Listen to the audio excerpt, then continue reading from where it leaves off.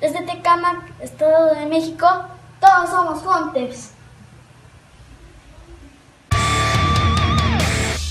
Hola Hunters, porque ustedes lo pidieron, ya está aquí un top de otra galaxia. Hoy les mostraré las 5 figuras de Star Wars más caras y raras hechas en México por Lili Ledi. Recordemos que esta fue una de las compañías jugueteras más importantes de nuestro país. En los 80s adquirió la licencia para fabricar la línea de Star Wars y aquí comienza lo picante. Solo el ingenio y atrevimiento mexicano podría haber creado lo que veremos hoy. Los santos griales de la guerra de las galaxias. Figuras con variantes tan locas que son buscadas por coleccionistas alrededor de todo el globo terráqueo. Enciendan sus sables que hoy vengo bien Jedi. En el número 5 tenemos el Squid Head de capa roja. Este molusco traicionero, a pesar de que es bastante común, su demanda es muy alta. La figura regular de Kenner llevaba un atuendo casi idéntico al de la película. En cambio aquí en México decidieron sazonar un poquito las cosas y vestirlo de gala con una hermosa capa roja.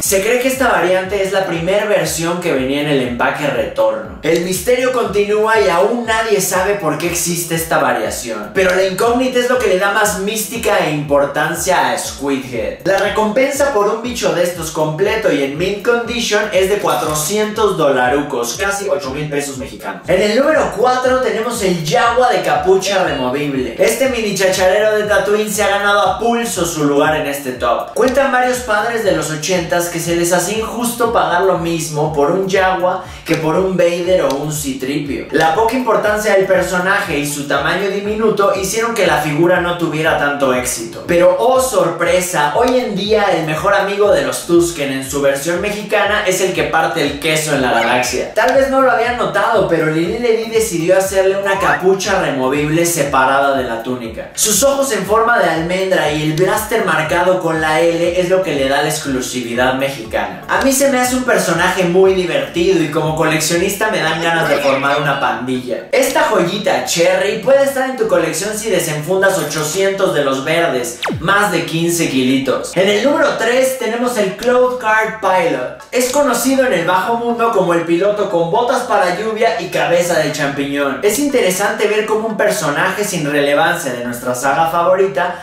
puede estar en este top gracias a su rareza. No tanto por la figura, sino por sus accesorios y en especial el telecomunicador. Luke, ¿me escuchas? Vader es tu padre.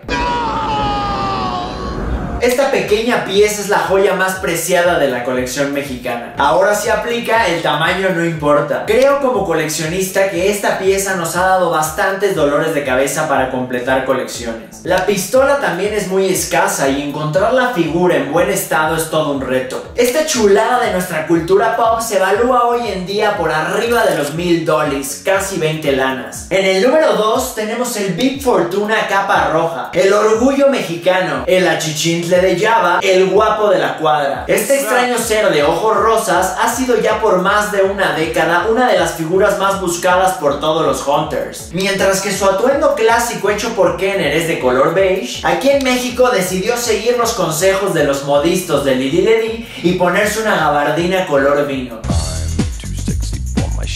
La verdad me gusta mucho más, le da carácter al personaje y lo hace resaltar en cualquier colección. Es una pieza muy difícil de conseguir y hay que estar más que alerta ya que las imitaciones abundan. A mi parecer la teoría más acertada de su origen es que aquí en México vieron la parte trasera del cartón Kenner y se basaron en el prototipo de capa roja, esto por falta de información. Se ve que ya después les llegó el memo y le quitaron el sazón a este mayordomo. Este tesoro nacional se cotiza alrededor de $1500, casi 30,000 pesotes y es la sensación. El número 1 creo que ya todos saben quién es y no tiene caso que se los diga, así que creo que por hoy terminamos.